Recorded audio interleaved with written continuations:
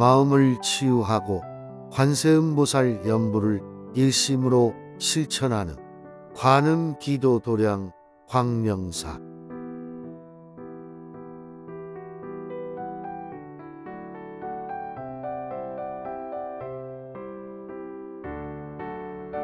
빛나는 수행의 길, 밝은 지혜로 참된 나를 찾는 광명사.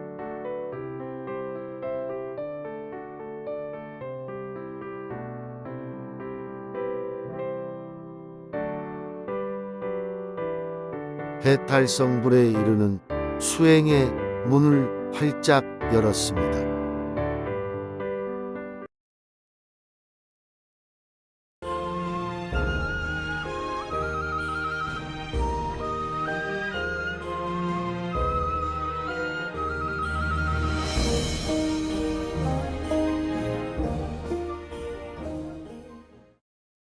안녕하십니까. 다들 건강하시죠? 자, 오늘 그 본문의 종지 용출품의 이제 내용에 대해서 공부를 하겠습니다. 이 본문은 서가모니 부처님께서 열의 수량에 대해서 말씀하시려고 하는 거예요. 그래서 이제 요즘 이제 말씀드린다면은 이제 무한 생명에 대한 말씀을 하시려고 하는 거죠. 그래서 그냥 나는 무한 생명이다 이렇게 말씀하실 수도 있는데 그 말씀을 하시기 전에 많은 제자들을 부르는 거예요. 그러면서 이제 그 제자들은 아주 오래전에 성불을 해서 가르쳐 왔다는 것을 말씀하시면서 더불어서 이제 내 목숨, 내 수명이 무량하다는 말씀을 하시는 거죠. 186쪽입니다. 그리고 우리가 이제 뭐 극락이다, 안락이다 이런 거는 무한 생명이 됐을 때 그러한 안락이 이루어지는 것이죠. 186쪽의 내용, 서분의 용출입니다. 용출. 자, 이런 내용은 믿음으로 받아들이는 거예요. 뭐 이런 걸 보면서 뭐 이게 어떻게 가능해? 그러면은 얻어갈 게 하나도 없어요. 이런 건 믿어서 받아들여야 돼요. 타토에서 온 보살들이 8항하사가 넘었습니다. 지금 이 자리에는 많은 보살들이 있는데 이들은 차토가 아닌 타토에서 온 보살들이에요. 이제 서가모니 분신불들을 모시고 오신 그런 보살들이죠. 대중 가운데 서서 부처님께 차토에서 법화경을 널리 알리겠다고 하였다. 우리 차토에는 지금 서가모니 부처님께서 법화경을 알리고 계시는데 타토에서 온 보살들이 자기들이 이 법화경을 알리겠다고 하니까 서가모니 부처님께서 그것을 허락을 하지 않았어요. 허락을 하지 않고 뭐라고 하셨느냐면은 차토에 6만 항하사 등 보살이 있으며 그들 각각은 6만 항하사의 권속이 있어서 이들이 법화경을 널리 설할 것이라고 하였다는 거예요. 그러니까 이제 타토에서 온 보살들에게 이 차토에도 많은 보살들이 있고 그들이 법화경을 세상에 유포할 것이다 이렇게 말씀하신 거예요. 이렇게 이제 부처님께서 말씀하시자마자 땅에서 보살들이 용출을 합니다. 이때 이제 땅이 갈라지면서 무량한 천만억 보살이 동시에 용출하였다. 이들은 몸이 모두 금색으로 30 이상을 갖추고 무량한 광명을 내품고 있는데 사바세계의 아래 허공 가운데 머물러 있다가 서가모니 불의 음성을 듣고 아래에서 올라왔다는 겁니다. 우리가 이런 거를 이제 영화로 만든다고 하면 얼마나 장엄하겠어요. 이분들은 몸이 모두 금색이에요. 왜 금색일까요? 네? 몸이 왜 금색일까요? 여러분들 몸은 무슨 색깔이에요? 우리는 황인종이죠. 황인종, 황색. 근데 근데 어쨌든 여기 몸이 금색이라는 거예요. 금색이 의미하는 것은 법신을 의미해요. 법신. 금은 잘 변하지 않죠. 예, 그 법신을 말하는 거예요. 근데 이제 서가모니 부처님께서는 무한 생명이 되면 법신이 완전히 다 이제 드러난 것이고, 이 분들은 법신이 일부 드러난 거예요. 일부. 그렇지만은 몸이 금색이야. 금색이라 하더라도 이제 색깔이 농도가 조금씩 다르겠죠. 근데 금색이 의미하는 것은 법신이라는 거, 법신. 30이상, 이제 공덕을 많이 쌓아서 30이상을 갖추고, 무량한 광명, 이게 그래서 금색은 무한생명, 30이상은 무해탈, 그리고 무량한 광명은 무상보리예요. 그런 의미를 담아서 이렇게 글을 써놓은 거예요. 이 세 가지를 갖추고 있는데 일부분을 갖춘 거예요. 일부분을 다 완전히 다 이제 구현을 해버리면은 이제 부처님이 되는 거죠. 묘각의 자리인데 이 단계는 이제 42단계 가운데 41의 그런 계위입니다. 그래서 분진적이라고도 하고 그래요. 묘위 가운데요. 자, 사바세계의 아래 허공 가운데 머물러 있다가 서가모니 불의 음성을 듣고 아래에서 올라왔다. 그래서 나타난 거죠. 나타났습니다. 나타나서 대중들에게 모습을 보이는 거예요. 이들 보살 가운데 네 분의 도사가 있었다. 이 도사는 이제 이끄는 사람들이에요. 지도자죠, 지도자. 첫째는 상행이고, 둘째는 무변행이고, 셋째는 정행이고, 넷째는 알리팽이었다. 요 사보살들, 이 법화의 사보살 이렇게도 칭해요. 이분들을요. 그래서 이 네 분인데 왜 네 분이냐? 이분들이 이제 42계위 가운데 10주, 10행, 10회양, 10지의 보살들이에요. 단계에 있는 보살들을 이끄는 도사들이죠. 괜히 네 단계가 아니에요. 그래서 이제 제가 150 주석에 표를 하나 그려놨는데 전부 다 한문이죠. 그래도 참고하시라고 이렇게 표를 그렸어요. 천우사화와 사대보살.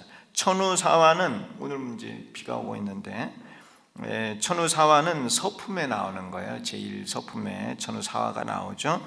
만다라와 마만다라와 만수사와 마만수사와 이렇게 이 네 가지 꽃하고 이 사보살들, 법화 사보살하고 연결이 돼요. 그래서 만다라와는 소백하고 10주에 해당하는데 상행보살이 이끄는 보살들이고, 그리고 마만다라와는 대백환대 10행의 계위에 해당하고 무변행 보살이 이끄는 보살들이고, 만수사와는 대적화인데 10회양의 보살들이에요. 정행보살이 이끌죠.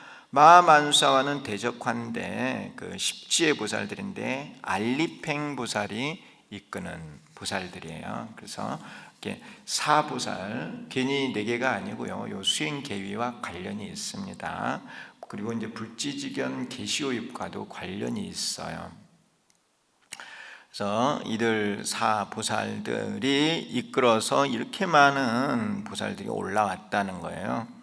그래서 사대보살은 서가모니 부처님께서 안락하시고 중생의 제도는 어렵지 않으신지 여쭈었습니다. 이 보살들이 서가모니 부처님께 여쭙는 거예요. 부처님께서 안락하고 제도가 쉽다고 대답을 하셨다. 이게 이제 문안 인사를 하는 거죠. 문안을 하고 부처님께서 이제 대답을 하셨어요. 세세로 교화를 받아왔던 중생들은 설한 것을 곧 믿고 받아들임으로 불지에 들어가게 하는 것이 쉬우며, 요 한 부류 이제 과거부터 이렇게 가르침을 받아왔던 제자들은 불지에 대해 가르침을 주니까 금방 받아들였다는 것이죠.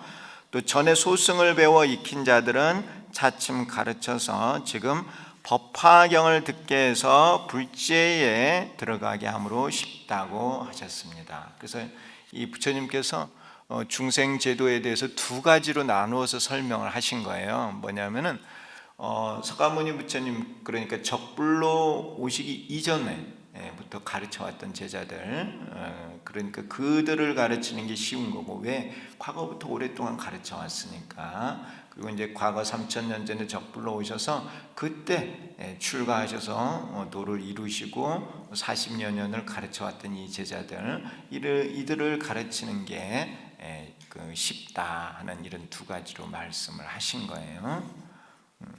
그 서가모니 부처님의 제자가 이제 그 3000년 전에 이렇게 이제 출가 수행을 하셔서 가르친 제자들, 그들만 있는 게 아니라 그 이전에부터 가르쳐온 제자들도 많은 것이죠.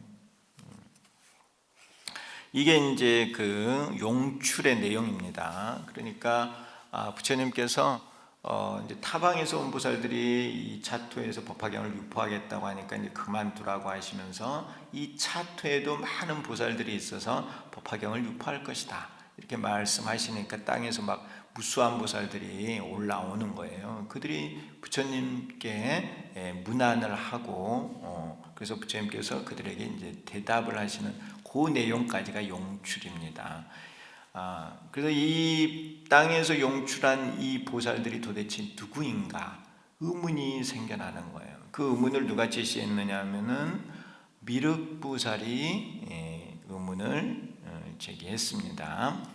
서분의 의문, 이러한 광경을 지켜보던 미륵보살과 8천 항아사의 여러 보살들이 모두 의심을 하였다. 이에 미륵보살이 누구에게 여쭈었어요? 서가모니 부처님께 여쭈었어요. 자, 서품에서도 이제 서가모니 부처님께서 이렇게 삼매에 드시면서 천우사와 지육진이 있죠. 하늘에서 꽃비가 내리고 땅이 진동을 하고 부처님께서 방광을 하시고 이런 이제 서상을 보이시니까 그 미륵보살이 누구에게 묻습니까? 그 내용에 대해서 문수보살에게 물어요. 정문의 서분에서도 이제 미륵보살이 문수보살에게 그 내용에 대해서 묻고, 본문의 서분에서도 미륵보살이 나서서 이 의문을 제기를 하는 거예요. 그런데 본문에서는 서가모니 부처님께 여쭙죠. 이제 서분에서는 서가모니 부처님께 여쭙고 싶어도 이제 삼매에 계시니까 여쭐 수가 없었어요. 그래서 문수사리 보살에게 이제 여쭈었던 거고, 여기서는 서가모니 부처님께 여쭈었습니다. 그래서 이 법화경은 서분을 이 미륵보살이 이끌어가요. 이 막이 시작을 하면서 미륵보살이 그 내용을 주도해 가는 거예요. 그래서 이런 게 이제 서가모니 부처님의 뒤를 이어서 이 미륵이 오기 때문에 이런 설정이 되어 있는 것 같습니다. 맨 마지막에 끝날 때도 미륵보살이 등장을 해요. 이 보현보살 권발품에. 그래서 서가모니 부처님 때 법화경을 열심히 공부한 사람은 미륵세상에 태어난다는 거예요. 이들이 어디에서 왔으며, 이게 미륵보살이 이제 부처님께 여쭙는 거죠. 이들이 어디에서 왔으며 어떤 인연으로 왔으며 스승은 누구인지 이러한 세 가지에 대해 알고자 하였습니다. 서가모니 분신부를 따라 타토에서 온 무량한 천만억의 보살들도 이들이 어디에서 왔는지 궁금해 하였다. 그래서 여기까지가 본문의 서분에 해당합니다. 땅에서 무수한 보살들이 용출을 하고 이들이 누군가 이게 궁금한 거예요. 이게 서분이죠. 자, 이러한 문제가 생겼을 때 이에 대한 해답을 부처님께서 이제 해주시는 거예요. 설명을 하는 거예요. 그 많은 보살들의 스승은 바로 서가모니 부처님이시고, 그러면서 서가모니 부처님의 수명이 무량하다는 것을 밝히시는 거예요.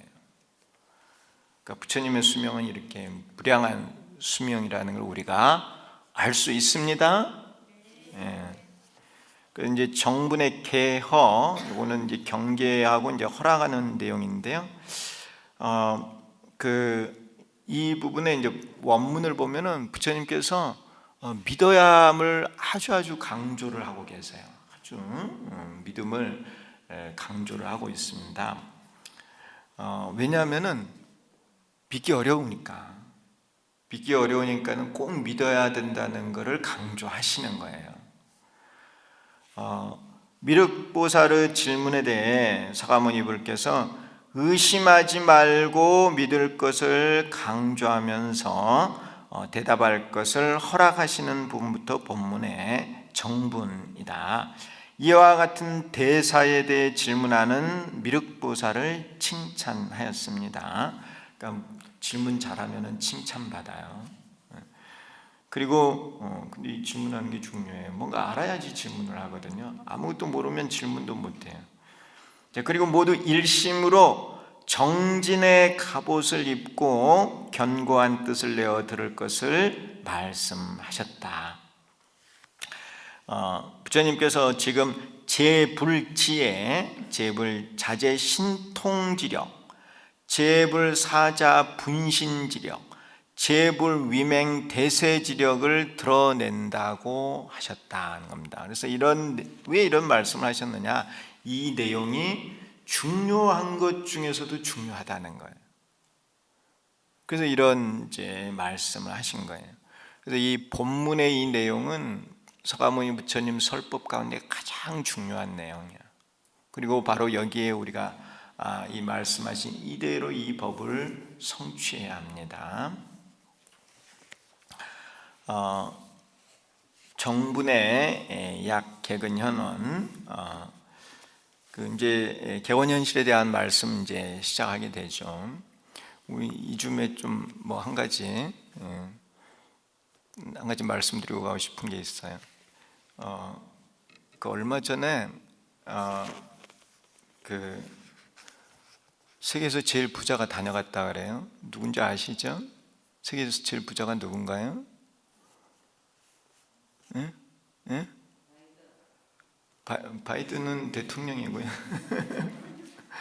세계에서 제일 부자가 누군가요? 예? 세계 부자도 몰라요? 세계에서 제일 부자 광도 스님? 예. 세계에서 제일 부자는 빌 게이츠죠. 예. 빌 게이츠 아시죠, 다들? 우리가 쓰는 이제 컴퓨터 프로그램, 윈도우라고 하는 프로그램 이런 걸 이제 도스부터 시작을 해서 이제 설립자이기도 하고 또 경영도 하고 그러신 분이죠. 지금도 뭐 세계적인 영향력을 가지고 있습니다. 이분이 얼마 전에 한국을 조용히 다녀갔다는 거예요. 그래서 이제 왜 다녀갔느냐 하면은 이제 요즘 원숭이 투창이라는 거 아세요? 예, 그게 이제 팬데믹의 조짐이 있어서 이 부분에 대한 대책을 세우려고 아마 한국을 다녀간 것 같아요. 근데 왜 이분이 한국을 왔을까요? 응? 세계에 많은 나라도 있는데 왜 한국을 왔을까요? 응. 우리나라는 IT 강국일 뿐만 아니라 또 뭐도 잘해요? 예? 뭘 잘해요? 원숭이 투창은 뭐하고 관련이 돼 있어요? 우리나라가 의료 선진국이에요. 미국에서도 못 고치는 병은 한국에 와서도 고친다는 거예요. 지금은 한국 의료진의 기술이 세계적인 수준이에요. 널리 알려져 있어요. 실제로 사례들이 많이 있어요. 근데 이 이제 원숭이 투창이 이렇게 이제 그 조짐을 보이고 있는 이 시기에 어느 나라보다도 한국을 신뢰하고 한국으로 온 거예요. 거기는 이유가 있다는 거예요. 내가 이렇게 쭉 내용들을 보니까 뭐냐면은 코로나19가 처음 발발했을 때 이 빌 게이츠가 전 세계에 이제 여러 연구소에 의뢰를 한 모양이에요. 백신에 대해서 이제 치료제 있잖아요. 백신 치료제 이걸 개발하는 거를 의뢰를 했는데 이제 그 성과 있잖아요. 이제 지원을 한 거예요. 의뢰를 하면서 돈도 투자를 한 거예요. 많은 돈을 전 세계 여러 연구소에 이제 투자를 했는데 그 연구 성과가 나왔는데 우리나라에서 성과를 제일 많이 냈다는 거예요. 여러 나라에 동시에 이렇게 지원을 했는데 우리나라는 기대 이상의 성과를 내 가지고 그걸 활용을 많이 했다는 거예요. 그리고 실질적으로 이제 코로나 백신 같은 거를 우리나라에서 생산을 많이 했답니다. 이제 회사는 외국 회사지만은 우리나라에서 물건은 생산을 많이 했다는 거예요. 그 정도로 이제 우리나라가 이런 분야에서 두각을 나타내는 거예요. 신뢰할 만하다는 거예요. 빌 게이츠는 자기가 직접 투자를 해서 그런 결과물을 받아봤으니까 너무 잘할 거 아니에요. 그래서 한국에 왔다는 거예요. 한국에 와서 뭘 하려고요? 원숭이 두창에 대한 이제 대비책을 마련하려고 한국에 투자를 한다는 거예요. 그 이제 몇 년 단위로 해서 수천억 단위로 투자를 한다는 거예요. 그래 이제 이런 흐름을 보면은 우리나라가 이제 물론 뜨고 있다는 것도 우리가 알 수 있지만은 또 어떤 생각이 드느냐면은 빌 게이츠는 예견을 하고 있는 거예요. 뭐냐? 원숭이 두창이 팬데믹이 될 거라는 예견을 하고 있다는 거예요. 근데 빌 게이츠의 예언들이 상당히 많이 잘 맞습니다. 코로나도 재유행할 거라고 했는데 진짜 실제로 그렇게 되고 있고 그래요. 그런데 이제 제가 이제 걱정하는 게 있어요. 이 원숭이 두창이 지금 알려진 사실로는 치사율이 1%에서 10% 정도가 된대요. 그러니까 아주 센 거는 10명 중에 1명이 걸리면 죽는다는 거예요. 치사율이 상당히 높죠. 여러분 두창이 뭔지 아세요? 예, 그거는 이제 백신이죠. 옛날에는 마마라 그랬어요. 마마. 그 콩 크기만한 그런 물집들이 막 생기잖아요. 이게 이제 걸렸다가 나와도 이 자국이 남아. 얼굴에도 남고 막 몸에도 남잖아요. 그럼 무서운 병이었어요. 예전에는 전염병 그러면은 마마라고 말할 정도로 무서운 병이었는데 우리나라도 이제 한 100년 됐나요? 이제 애들 태어나면 이거 다 맞히잖아요. 그래서 지금 우리는 이제 그런 걸 찾아보기는 어려운데 이게 지금 세상에서 지금 유행을 하고 있다는 거예요. 전 세계에. 그래 뭐 20개가 넘는 나라에 퍼져 있고 또 많은 사람들이 이게 지금 감염 사례가 보고가 되고 있어요. 근데 이게 앞으로 세계적으로 유행을 하면은 물론 이제 의학적으로는 백신을 개발을 해가지고 예방도 하고 또 치료제도 해서 이제 치료도 해야 되는데 이제 가정이에요. 가정. 코로나도 그렇고 이 두창도 그렇고 이게 변이 바이러스가 계속 생겨나가지고 이제 따라잡을 수 없다. 뭐 백신이나 치료제를 만들어서 이걸 따라잡을 수 없다. 그럼 이제 어떻게 해야 되는 거예요? 이 변이 속도가 빨라가지고 따라잡을 수 없으면 어떻게 해야 돼요? 어떻게 해야 돼요? 대책이 없어요? 대책 없이 살면 안 되잖아요. 어떻게 해야 돼요? 그러니까 치료약을 개발하지 못할 정도로 이게 변이 바이러스가 생겨서 막 발전하면 어떡할 거냐는 거 제가 질문 드리는 거예요. 어떻게 해야 돼요? 예? 뭐 과학의 힘으로는 못 고치죠. 그런 정도가 되면은 과학적인 방법 가지고 안 되잖아요. 그러면 이제 뭘로 고쳐야 돼요? 불법으로 고쳐야지. 불법으로 고쳐야죠. 과학을 가지고 안 되는 건 불법을 가지고 하는 거예요. 불법을 가지고 어떻게 고쳐요? 뭐 열심히 기도해야죠. 기도.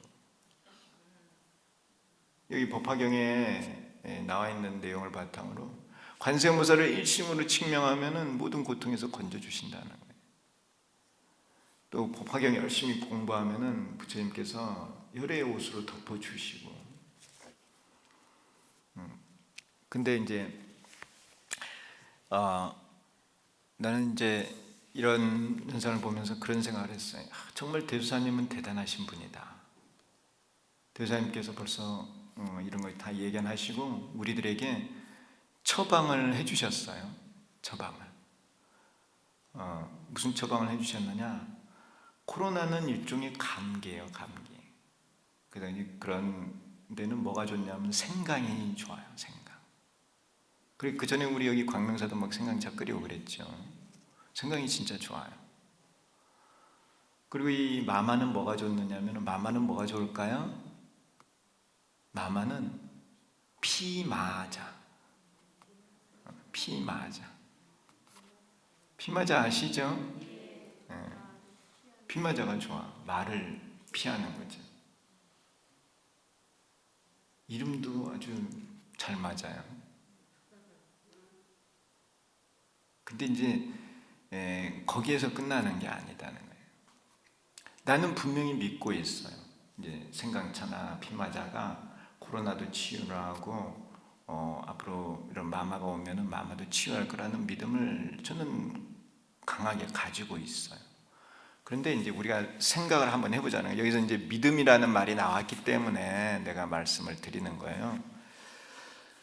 자, 스님들이 이렇게 이제 두창이 생겨가지고, 스님들은 뭐든 피부에 뭐가 생기면 피마자 발라요. 바르기도 하고 먹기도 하고 그래요. 같이 써요. 복용도 가능하잖아요, 피마자. 근데 이제 잘 드셔야 돼요. 잘못 드시면 이제 좀 그러니까 잘 복용을 하셔야 돼요. 근데 이렇게 이제 바르면은 뭐든 이렇게 몸에 이렇게 뭐 나면은 바르면은 잘 나아요, 스님들은. 그런데 일반 사람들은 그 피마자 좋으니까 이렇게 바르라고 하면은 잘 안 낫는 경우가 있어.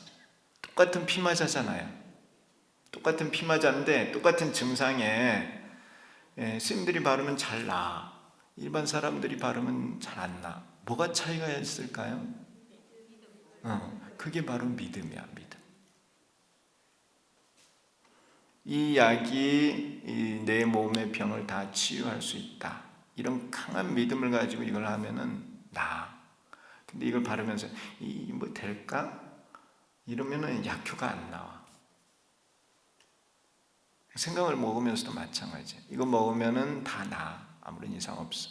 그런 믿음을 가지고 먹으면 괜찮은데 뭐 이게 될까? 그러면 효과가 없어. 그러니까 생강차를 내가 이거 약으로 생각하고 먹는 거하고 그냥 차로 먹는 게 다르다고요. 벌써 마음 자세가 달라. 과학과 불법의 차이는 그런 거예요. 무슨 말인지 아시겠어요? 오늘 좋은 거 배웠죠? 어떻게 대처할 줄 아시겠죠? 대책 없이 살면 안 되잖아요. 대사님께서 다 가르쳐 주신 거예요. 우리가 실천을 잘 하면 돼요. 근데 가장 좋은 거는 안 걸리는 게 제일 좋아요. 근데 세상은 이제 어떻게 될지 알 수가 없어요. 요즘도 전쟁이 지금 계속 우크라이나하고 러시아하고 계속 전쟁을 하고 있잖아요. 또 여러 가지 상황들이 전쟁의 상황들이 이렇게 예견이 되고 그래요. 근데 그 어떤 상황에서도 우리가 꼭 명심할 것은 우리는 이제 불자로서 부처님의 법을 잘 실천하면서 살아야 된다는. 그리고 불법을 가지고 이런 모든 어려움을 이겨낼 수 있다는 확고한 믿음을 가지고 살아야 된다는 겁니다. 이해하시나요? 이 서가모니 부처님께서 이렇게 믿음을 강조하시는 이유는 정말 불가사의하기 때문에 그렇다는 거예요. 서가모니 부처님의 수명이 무량하다는 건 믿기가 참 어려워요. 그렇지만 그걸 믿어야 되고 더불어서 내 자신도 그러한 무한 생명이 될 수 있다는 걸 믿고 수행을 해야 된다는 거예요. 그랬을 때 내가 성취할 수 있는 거예요. 뭐 긴가민가 의심을 가지고 있으면 그걸 이루어낼 수가 없어요. 그래서 이렇게 부처님께서 믿음을 강조하시고 꼭 받아들일 것을 말씀하시는 겁니다. 그리고 나서 이제 본격적으로 말씀을 하세요. 개근현은 개적현본에 대해서. 그래서 189쪽에 이제 정분의 약 개근현은 서가모니 불께서 다음과 같이 말씀하셨다.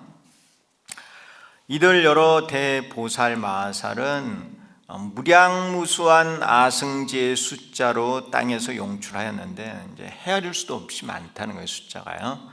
너희들은 예전에 볼 수 없었느니라.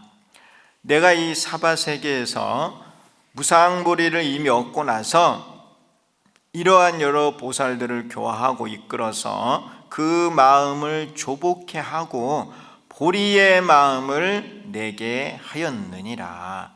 이러한 여러 보살들은 모두 사바세계의 아래에 그 허공 가운데 머물고 있느니라, 이렇게 말씀하신 것입니다. 그래서 미륵보살의 질문에 대해서 크게 두 가지로 나누어서 대답을 하셨어요. 첫 번째는 뭐냐면은 이들은 내가 가르쳤다는 거, 내가. 그러니까 이 많은 보살들은 나의 제자이니라, 이런 말씀이시고, 또한 이들은 저 허공에 머물러 있었다는 거예요. 저 사바세계 아래 허공 가운데 머물고 있었다는 겁니다. 이 두 가지 내용이죠. 미륵보살은 이들의 스승이 누구이며 어디에서 왔는지 여쭈었다. 이게 서가모니 부처님께서 당신이 이미 무상보리를 이루고 나서 교화한 자들이며 이들은 사바세계의 아래에 허공 가운데 머물고 있다고 대답하셨다. 이러한 부처님의 대답을 듣고 미륵보살은 더욱더 의문이 드는 거예요. 왜냐하면은 부처님께서 성불하신 지가 40여 년 좀 지났는데 이렇게 많은 제자들이 있다고 하니까 의심이 든 거예요. 서가모니 부처님께서는 이전에 이미 성불하셨으며 그때부터 많은 중생을 교화하셨음을 알 수 있다. 또한 이들이 사바세계의 아래 허공 가운데 머물고 있다고 하였는데 그곳은 곧 중도라고 할 수 있다. 허공은 중도를 의미해요. 중도. 또 이제 그렇게 많은 제자들이 있다는 것은 부처님께서 이제 그 보리수나무, 부다가의 보리수나무 아래서 처음 성불하신 게 아니라 아주 오래전에 이미 성불했음을 말씀하신 거예요. 그러니까 무한 생명이고, 서가모니 부처님께서 무한 생명이고, 이 제자들은 중도를 깨달은 법신의 그런 제자들이다 하는 것을 말씀하신 거예요. 아래에 있었으므로 여기에 속하지 않으며 허공 가운데 있었으므로 저기에 속하지 않아서 비차 비피, 여기도 아니고 저기도 아니므로 중도다. 이곳에서 나와서 위에 있는 것도 아니고 아래에 있는 것도 아니어서 불상불하에 허공 가운데 있으므로 또한 중도다. 이와 같이 이들 보살들은 중도에서 나와서 중도에 머물고 있다는 거예요. 그래서 이 보살들이 있는, 본래 있는 자리는 중도고 항상 중도에 머문다. 그래서 중도를 깨달으면은 법신반야 해탈의 일부분을 이룰 수가 있어요. 그래서 이와 같이 이제 부처님께서 대답을 하셨는데 이제 미륵보살이 의문이 생기는 거예요. 부처님께서 성불하신, 부다가에서 성불하신 지 40여 년밖에 안 되는데 어떻게 이렇게 많은 제자들을 가르쳤습니까? 그래서 부처님께서 이제 정확하게 대답을 하시죠. 나는 구원겁전에 이미 성불하였느니라. 부다가야에서 성불한 것은 방편으로 보이신 것이다 하는 거예요. 그래서 이제 동집생의 미륵보살과 무수한 여러 보살들은 마음에 의혹이 일어났다. 세종께서 어떻게 짧은 시간에 이와 같이 무량무변한 아승지 숫자의 여러 대보살들을 교화하여 무상보리에 머물도록 하였느냐는 것이다. 부처님께서 보리수 나무 아래에서 성도하신 이후로 짧은 시간이 지났는데 40여 년이 조금 지났어요. 이와 같이 무량한 제자들을 교화하였다고 하니 의심이 일어났다는 겁니다. 그래서 이제 등의 갱청, 의심이 이제 올라가서 다시 청하는 거예요. 더 자세하게 설해 주십시오 하고 청을 하게 됩니다. 땅에서 무량한 보살들이 용출하여 의심이 들었는데 이들의 스승이 서가모니불이라고 하니 의심이 더욱 커졌다. 가야성의 도량에 앉아서 무상보리를 성취하신 이래 불과 40여 년이 지났다. 이러한 짧은 시간에 무량한 대보살들을 교화하는 일을 하셨다고 하니 이것은 세상에서 믿기 어려운 것이다 하는 거예요.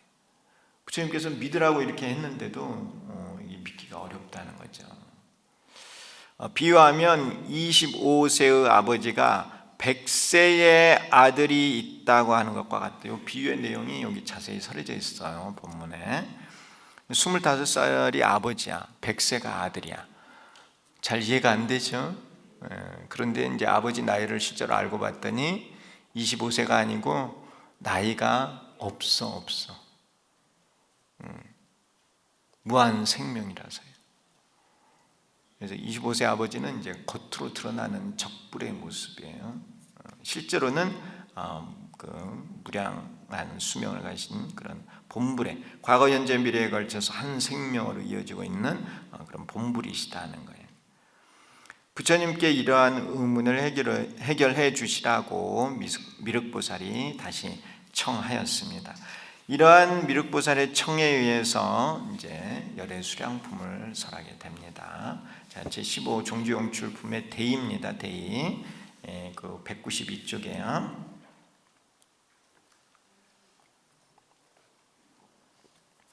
본문의 서문에서는 땅에서 무수한 보살들이 용출하고 차토와 타토의 보살들이 의문을 일으킨다. 본문의 정문에서는 서가모니 부처님께서 이미 무상불의를 이루고 나서 이들 보살들을 교화하였으며 이들은 사바세계의 아래에 허공 가운데 머물고 있다고 말씀하셨다. 이러한 말씀을 듣고 여러 보살들이 더욱 의심을 하였다. 가야성의 보리수나무 아래에서 무상보리를 성취하신 이래 40여 년밖에 지나지 않았는데 이렇게 많은 보살들을 교화하셨다는 것이 믿기 어려우므로 해설해 주실 것을 청하였습니다. 그래서 이제 부처님께서 나의 수명은 무량하다, 그런 열애수량에 대해서 말씀하시는 거예요. 그래서 이 열애수량품이 가장 중요한 품인데요. 우리가 이제 목적이 뭐냐면 내 스스로가 무한 생명이 되면서 모든 중생도 무한 생명이 되도록 만드는 것, 그것이 불교의 가장 궁극적인 목적이에요. 또 우리 천태 종도가 해야 되는 것이고 그것이 대한불교 천태종의 종지예요. 종지. 그래서 이 종지를 읽어보면 방편품하고 열애수량품의 내용을 가지고 종지를 만들어 놨습니다. 그래서 일불승의 귀에서 이 구원 실성을 내 스스로 체득을 하면서 중생도 가르쳐서 이 구원 실성의 무한 생명을 체득하도록 그렇게 되어 있습니다.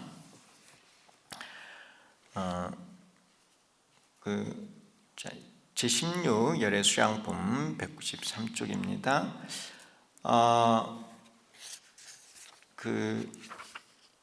이 표가 이렇게 두 페이지에 걸쳐서 이렇게 나눠져 있는데 그 정분이죠. 이 정분의 핵심 내용이 이 열애수량품에 있어요. 개근현원 또는 개적현본에 대한 내용이 자세하게 돼 있고, 그리고 이제 제17 분별공덕품에서 그 법신의 수기가 있습니다. 오늘 이제 다음 시간에 공부를 할 것이고요. 자, 194쪽에 보시면은 요 열애수량이라고 하는 요 명칭에 대해서 이제 공부를 하도록 하겠습니다. 그래서 열애라는 뜻은 이제 가장 기본적인 의미가 열애수량품인데, 열애는 진여에서 왔다 이런 뜻이 있답니다.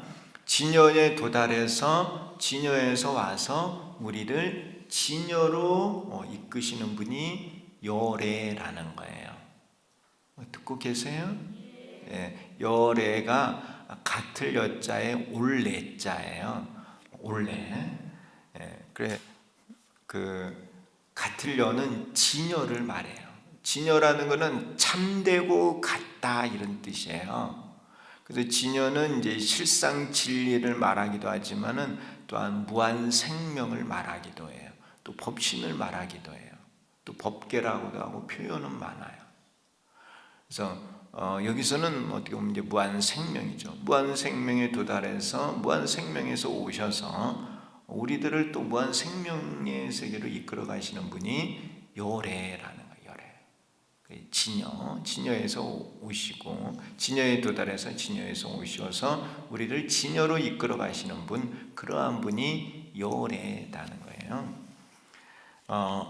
열애는 시방 3세의 모든 부처님, 진신과 응신의 이불, 법신, 보신, 응신의 삼불, 또 본불과 적불 등을 통칭한다, 이런 의미를 다 담아서 열애라고 이렇게 표현을 한다는 거예요. 여기서 이제 우리가 관심을 가지는 것은 이제 본불, 적불, 또 이제 법보, 응의 삼불, 이 두 개에 이제 관심이 있어요. 여기서 이제 삼불 가운데 법신은 실상신이고, 법신은 실상신, 보신은 장엄신이며, 또는 보신은 이제 과보신, 이렇게도 말을 해요. 과보라는 건 뭐냐면 공덕을 쌓아서 받은 몸이 과보예요. 과보신 또는 장엄신이며, 응신은 응현신이라는 거예요. 이 중생들의 근기에 맞춰서 나타내시는 모습이 응신이에요. 그래서 응현신, 이렇게 표현을 해요. 그래서 법신, 보신, 응신, 법봉으로도 말하기도 하고, 실상신, 장엄신, 응현신, 이렇게도 표현을 합니다. 자, 여기 법신은 실상 진여의 진리 그 자체다. 진리는 변하는 거예요, 변하지 않는 거예요? 변하지 않는 거예요.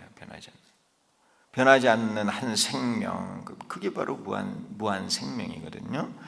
실상 진여, 진리 그 자체, 이 진여에서 오신 분이라는 거예요. 또 보신은 수행을 한 공덕으로 이룬 장엄한 몸을 말한다. 응신은 중생의 근기에 맞추어 몸을 나타낸 것이다. 이게 이제 열애의 의미고요. 수량은 수명에 대해 헤아리는 것이다. 수명에 대해 헤아리는 것을 수량, 이렇게 말을 해요. 195쪽에 보시면은 이 품에서는 본불의 법신, 보신, 응신이 가진 수명 공덕에 대해 헤아림으로 열애 수량품이라고 하였다. 자, 본불의 내용이라는 거, 본불, 적불이 아니고요. 적불은 과거에 이제 한 80세 정도를 인간 모습으로 살다가 가신 부처님이 적불인데, 열애수량품에서는 본불을 말하고 있는 거예요. 본불, 본체의 부처님. 과거에 나타나신 부처님은 그림자라는 거예요. 그림자. 그 그림자의 본체, 그 본체는 과거, 현재, 미래에 걸쳐서 변하지 않고 이어지시는 부처님이라는 것. 그 부처님에 대한 이야기를 하는 겁니다. 이게 이제 부처님의 정체예요. 바른 모습이라는 거, 바른 모습. 본불의 법신, 보신, 응신이 가진 수명 공덕, 이것이 열애 수량품의 내용입니다. 법신, 보신, 응신의 수명에 대해 사구로 헤아릴 수 있다. 그래서 유량, 양이 정해져 있는 거죠. 역유량, 역무량, 양이 정해져 있기도 하고 정해져 있지 않기도 하고, 무량은 양을 정할 수가 없는 거예요. 그래서 무량수, 여기에 이제 목숨 숫자를 붙이면은 무량수는 아미타예요. 아미타. 무량수를 아미타라고도 표현을 해요. 또 비량, 비무량의 사구, 이렇게 양에 대해서 이와 같이 사구로 나눌 수 있고요. 또 항상하다, 항상하지 않다. 무상, 무상하다, 항상하지 않은 거. 역상, 역무상, 항상하기도 하고 그렇지 않기도 하고. 상은 이제 항상한 거고, 비상, 비무상의 사구 등을 사용할 수 있다. 이렇게 수명에 대해서 이렇게 사구로 나누어서 살펴볼 수 있다는 거예요. 그래서 여기 이제 제가 별교, 그러니까 장통별원의 네 가지로 설명을 해보았습니다. 여러분들이 이제 장교, 통교, 별교, 월교 좀 낯설 수도 있는데요. 자, 일단은 이런 그 내용을 한번 보도록 하죠. 별교의 입장에서 보면 별교, 장교, 통교, 별교, 원교가 있는데, 별교의 입장에서 보면 법신의 수명은 비량, 비무량이고, 이거는 양을 있다 없다 이렇게 말하기 어렵다는 거죠. 보신의 수명은 무량이고, 응신의 수명은 역유량, 역무량이고, 범부의 수량은 유량이다 하는 거예요. 그래서 우리가 이제 무량수 이렇게 말을 하게 되면은 그는 보신의 수명을 말한다는 거예요. 보신, 보신. 그래서 무량수라고 하는 이 개념은 사실은 보신을 말하는 거예요. 보신을 가지고 부처님을 말하는 거예요. 부처님은 삼신이 다 갖추어 계시니까. 또한 법신의 수명은 비상 비무상이고 보신의 수명은 상이고 항상하다. 이게 보신의 수명이고, 응신의 수명은 역상 영무상이고 범부의 수명은 무상이다. 이게 이제 별교에서 보는 거예요. 따로따로. 자, 원교의 입장에서 보면은 법신, 보신, 응신, 범부의 각각이 모두 사구를 갖추고 있다. 그래서 제가 요 뒤에 196쪽에 이렇게 표로 나타내 보았습니다. 우리 이 표를 가지고 요 수명에 대해서 공부를 하도록 하죠. 이 196쪽의 이 표를 보고 계시나요? 예, 이 표가 이제 쉬운 내용은 아니지만은 우리 한번 이해를 해보도록 노력을 해보죠. 맨 밑에가 범부죠. 예, 범부는 이제 우리 인간과 같은 이런 범부를 말해요. 육도 중생. 범부는 수명이 유량이고 무상해요. 그래서 요즘 100살은 살죠. 100살은 사시잖아요. 수명이 계속 늘어나고 있는데. 수명 계속 늘어나요. 근데 세계에서도 우리나라 사람들이 그렇게 좀 동안이 많다고 그러네요. 평균적으로. 그리고 한국 사람에 대한 연구를 많이 한대요. 왜 이렇게 동안이 많은가? 도대체 뭘 먹는가? 한국의 음식에 대해서 그렇게 관심이 많다는 거예요. 세계적인 지금 선풍을 일으키고 있어요. 별별 걸 다 연구하더라고. 요즘 우리나라 음식이 품귀 현상이래요. 세계적으로. 과일도 그렇고 채소도 그렇고 뭐든지, 비빔밥, 김치찌개, 불고기, 말할 갖가지 것에 대해서 외국 사람들이 다 관심이 많다는 거예요. 근데 사실 먹는 게 중요하기는 해요. 근데 우리나라처럼 참 다양한 먹거리도 드물다고 생각이 들어요. 자, 어쨌든 이 유량은 그 수명이 정해져 있음을 말해요. 역유량, 역무량은 정해져 있기도 하고 그렇지 않기도 하고, 무량은 수명이 정해져 있지 않아요. 그리고 이제 비량, 비무량은 이제 측량할 수도 없고 또 그렇지 않기도 하고 그런 뜻이에요. 그래서 이제 범부는 이렇게 수명이 유량이고, 응시는 역유량, 역무량이고, 보시는 무량이고, 우리가 이제 무량하다, 항상하다 이렇게 말을 하는데 그거는 보신에 대한 말이에요, 원래는. 그런데 이제 법신은 비량, 비무량이라 그래요. 그리고 이제 항상함으로 보면은 범부는 무상하죠. 태어났다 죽고 태어났다 죽고 계속 이어지는 게 아니잖아요. 여러분들 전생을 기억 못 하잖아요. 그리고 현생이 있고 또 내생이 있고, 그래서 무상하다는 거, 무상. 우리가 이제 이 시점에서 한번 생각해 볼 필요가 있는데요. 우리가 사람 모습을 가지고 살고 있지만은 사실은 이제 여러분들이 사람 몸을 받아서 여기까지 왔을 때 그 숫자가 대강 있을 거예요. 그렇죠?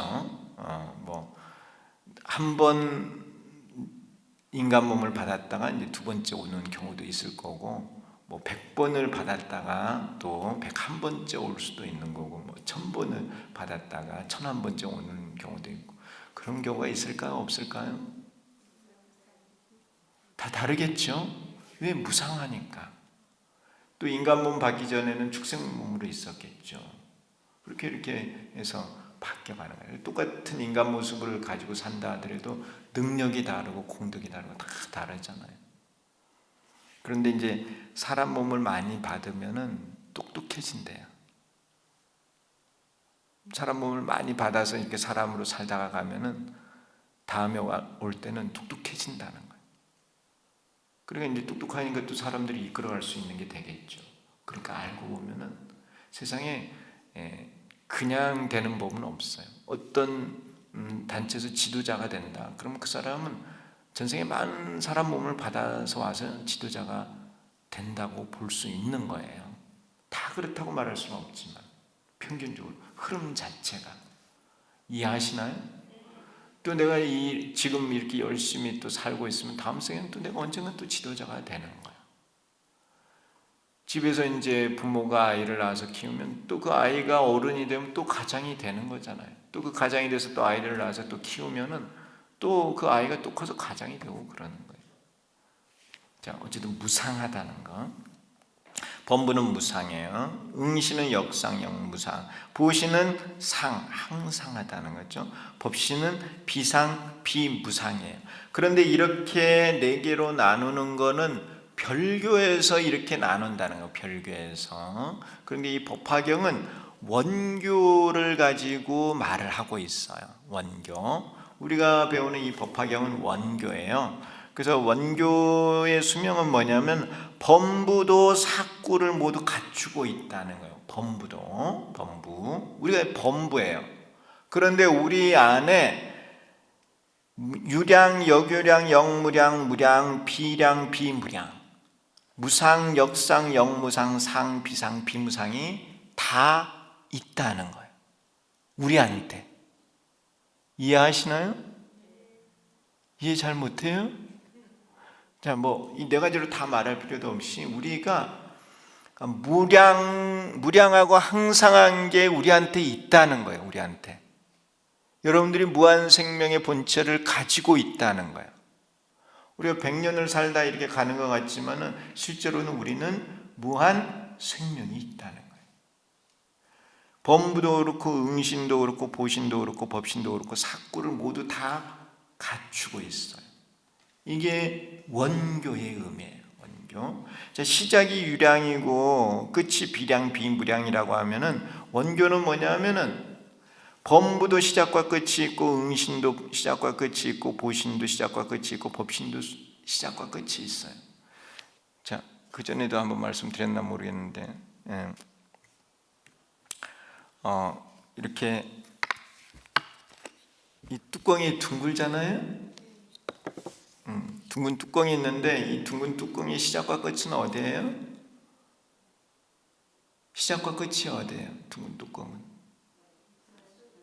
시작과 끝이 없죠? 없으면서도 어디를 잡아도 거기가 시작과 끝이야. 여기를 잡으면 여기서 시작해서 여기서 끝나. 그렇죠? 여기를 가면 또 여기서 시작해서 이렇게 끝나는 거예요. 이런 게 원교 원흉의 의미예요. 이해하시나요? 이렇게 이제 유량에서 시작해서 비량, 비무량으로 이렇게 올라가는데, 무상에서 시작해서 비상, 비무상으로 올라가는데, 원교의 가르침은 모든 중생이 다 이 사구를 다 갖추고 있다는 거예요. 이러한 가르침이 원교의 가르침이에요. 중생이 곧 부처다는, 번뇌가 곧 보리고 생사가 곧 열반이고. 그래서 이제 범부 안에도 법신, 보신, 응신이 있고, 응신 안에도 법신, 보신, 응신이 있고, 보신 안에도 법신, 보신, 응신이 있고, 법신 안에도 법신, 보신, 응신이 있다는 거예요. 이런 게 원흉의 관점, 원교의 관점이라는 거예요. 자, 이거를 우리가 이제 이렇게 생각해 보시면 돼요. 서가모니 부처님이 이 법화경을 설하실 때 모습이 어떤 모습이셨습니까? 나이 드신 비구 스님의 모습이었어요. 저보다도 이때 이제 설하실 때 한 20살 정도가 더 많으셨어요. 그러니까는 이제 그때만 해도 좀 빨리 늙으시잖아요. 그러니까 할아버지 노 스님의 모습이었단 말이에요. 법화경을 설하실 때. 그런데 그런 노 스님의 모습인데 우리 인간이 보면은 그냥 인간 모습이야. 그런데 이제 성문이나 영각이 보면은 또 다른 모습, 또 그건 이제 응신의 모습, 또 이제 그 보살이 보면은 보신의 모습을 볼 수 있고요. 다른 타방에서 오신 부처님, 그러니까 다보열애께서 서가모니 부처님을 보면은 법신으로 보는 거예요. 서가모니 부처님이 인간 모습을 하고 계셨는데 거기는 인간 모습뿐만 아니라 응신, 보신, 법신의 모습이 다 갖춰져 있다는 거예요. 보는 사람의 입장에 따라서 다르게 보는 거예요. 본래는 다 갖춰져 있는 거예요. 제 말씀을 이해하시나요? 네. 세상의 모든 게 사실은 다 그래요. 내가 깨달아 아는 만큼 보이는 거거든요, 이 세상이. 이제 이 열애수량품은 요 보신의 입장에서 사실은 말하고 있지만은 보신 안에도 법신, 보신, 응신이 다 있는 거예요. 원교에서는. 그래서 무량한, 수명이 무량하다, 항상하다 그러한 표현이 나와 있어도 그것은 법신, 보신, 응신을 포함하신 말씀이다.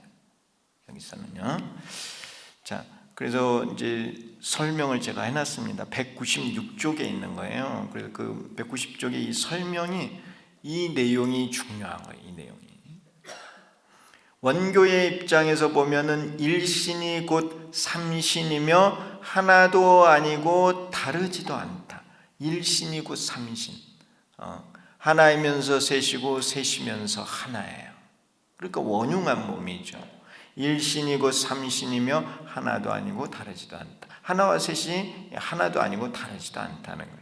법신이 곧 법신, 보신, 응신이며 보신이 곧 법신, 보신, 응신이며 응신이 곧 법신, 보신, 응신이다. 하나의 불신이 곧 모든 불신의 수명공덕을 갖추고 있다. 이런 게 원흉의 의미예요. 원흉. 우리가 이제 일념삼천, 일념 안에도 이 우주가 다 들어가 있다는 거거든요. 하나의 몸 안에도 모든 몸이 다 들어가 있다는 거예요. 이런 게 원흉이죠, 원흉. 이 품에서는 일신이 곧 삼신인 불신의 수명 공덕에 대해 헤아리고 있다는 거예요.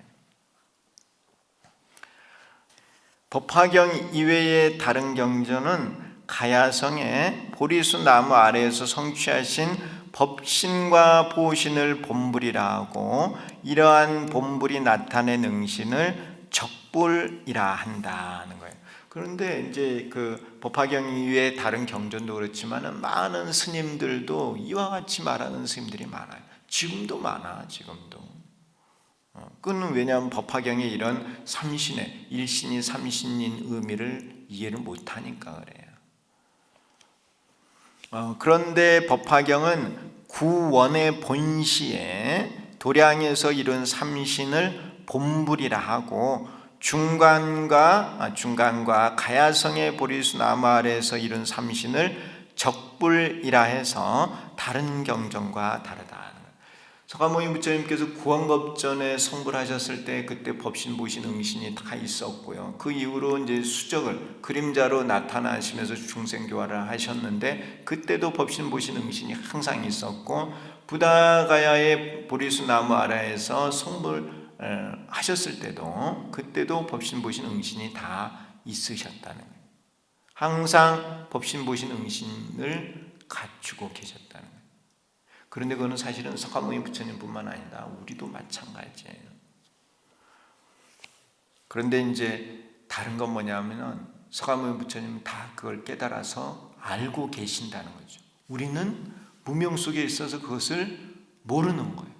우리 스스로가 무한 생명인데 우리 스스로가 그걸 모른다는 거예요. 몰라. 그러니까 무명 중생이라 말하는 거예요. 그러면 모르니까 내가 무한 생명이라는 걸 모르니까 다음 생도 있고 그 다음 생도 있고 계속 있는데 그걸 모르니까는 이 한 생을 대강 사는 거야. 대강 살면서 업을 지어. 그러면 어떻게 되느냐? 업을 지으면 다음 생 고통을 받는 거야. 내가 무한 생명임을 안다. 그럼 그리 살 수가 없어. 항상 부지런히 노력하면서 그래서 살아가는 거야. 공짜를 바라지도 않아. 왜? 세상에 공짜는 없으니까. 내가 노력을 해야 얻는다는 걸 아니까. 누가 내 것을 빼앗아가도 화내지 않아. 왜? 내가 전생에 빌렸거나 빼앗았거든. 세상은 이렇게 인과에 따라 흘러가는 걸 안다는 거야. 알아. 그러니까 내가 무한 생명이라는 걸 아는 것과 모르는 것은 차이가 있어요. 이해하시나요?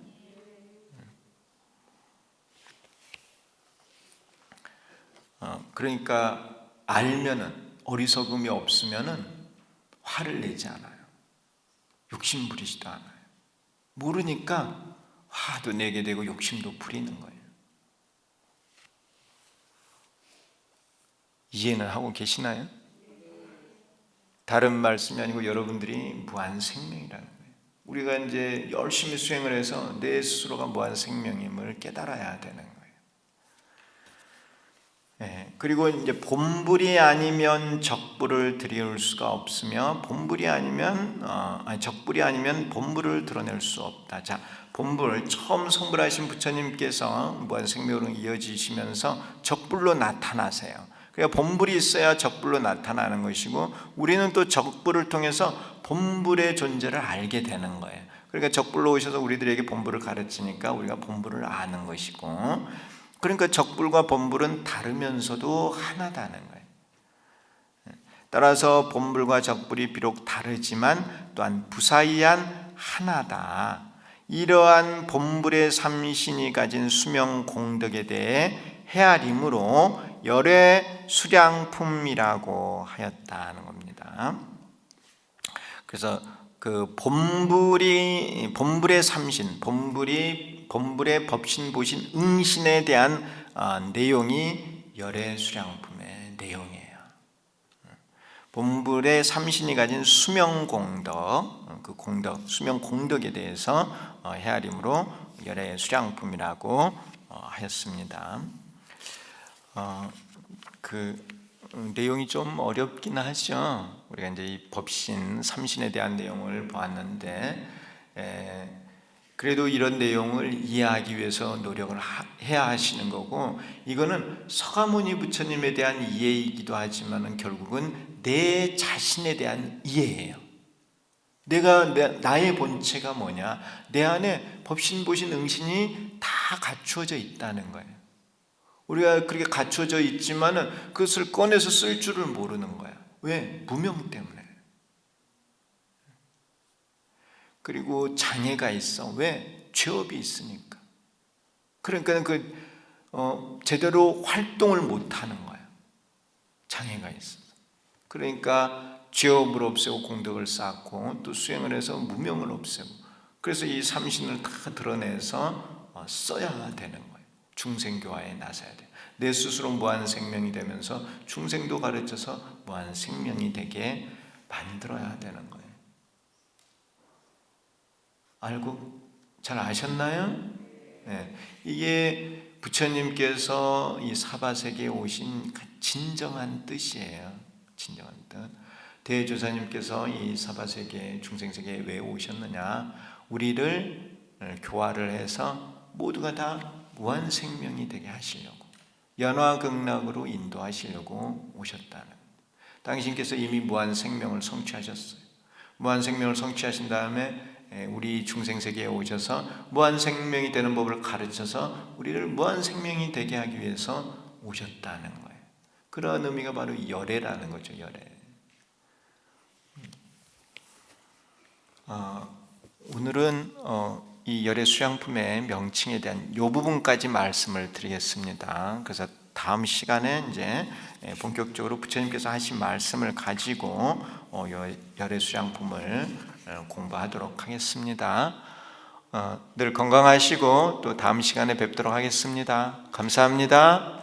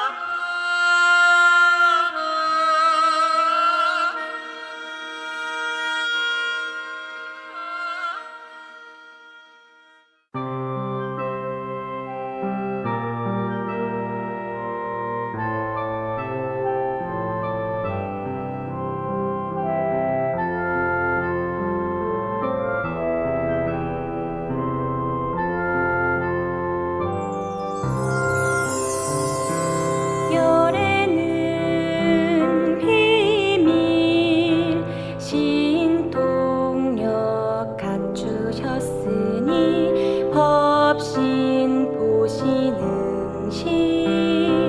원흉한 삼신으로 과거 현재 미래 중생을 도와하시네. 석가모니 부처님 실제 성불하신 때는 무량무변 백천만억 나유타겁지났으니 숫자로 헤아릴 수 없이 오래되었네.